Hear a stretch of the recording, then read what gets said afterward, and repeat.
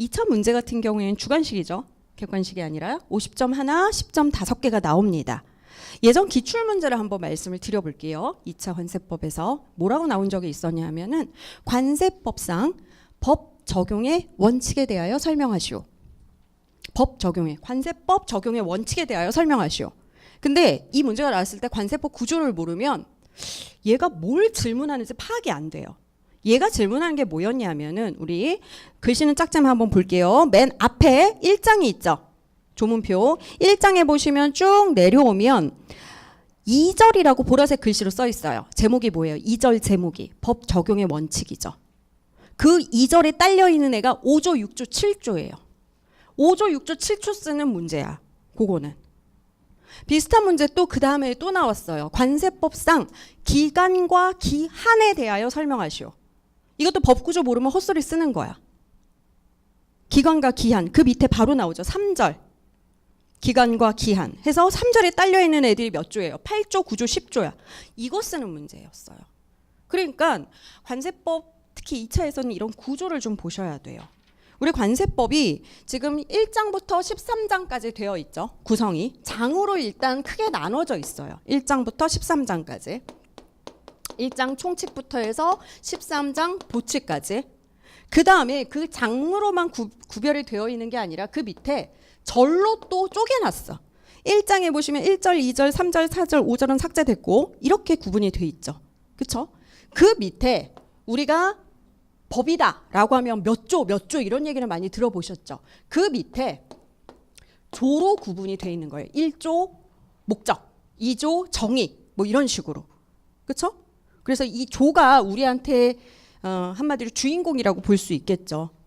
근데 이 장과 절도 특히 장은 뭐 당연히 아시게 될 거고 이런 절 같은 것도 관심 있게 보셔야 돼요. 자, 제가 괄호를 하나 해놨죠. 요게 뭐냐 하면 있는 것도 있고 없는 것도 있어. 1장 같은 경우에는 그렇게 분량이 많지 않기 때문에 1장에 절로 구분을 해놓고 그 밑에 조로 돼 있어요. 근데 좀 많은 애들이 있어. 내용 자체가. 그런 애들은 관으로 한번 더 쪼갭니다. 자, 두 번째 칸 한번 볼게요. 두 번째 칸에 3장에 보시면 세율 및 품목분류 있죠. 세로 이렇게 있으면 두 번째 칸.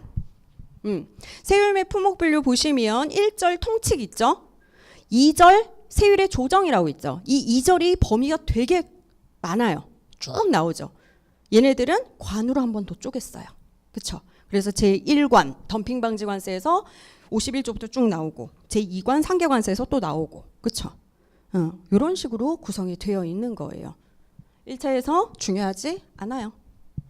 근데 다만 지금 친해져 놓으면 나중에 알게 모르게 도움이 되실 거예요. 관세법 구성에 대해서 구조에 대해서 먼저 파악을 해 놓으시면. 근데 너무 지금 목숨 걸지 마세요. 지금 이걸 가지고. 그래서 미리 드리는 선물. 줄 게 없어 이런 거밖에. 자, 그렇게 보시면 되고요. 일단 요거 펴놓으세요. 관세법 구조에 대해서 지금 보실 거예요. 자, 우리 프린트 맨 마지막 페이지 11페이지죠. 11페이지 보시면 과세 파트에서 우리가 봐야 되는 것들과 통관 파트에서 봐야 되는 것들에 대해서 제가 정리를 좀 해드릴 거예요. 자, 일단 요거는 그냥 펴놓으시고요. 저랑 한번 구경을 한번 해봅시다. 자, 과세 파트에서 우리가 봐야 되는 내용은 크게 세 가지예요. 자, 우리가 볼 세금은 관세입니다. 그러면 관세는 왜 내요? 우리가 보통 마트에서 물건 사면 부가세 책정돼 있죠. 10%. 그렇죠? 그래서 부가세라는 세금은 굉장히 익숙한데 관세는 왜 낼까요? 이렇게 얘기하면 요 정도는 상식적으로 아셔요. 수입하니까. 외국에서 물품을 수입하니까. 그래서 외국 물품 같은 경우에는 관세가 붙죠?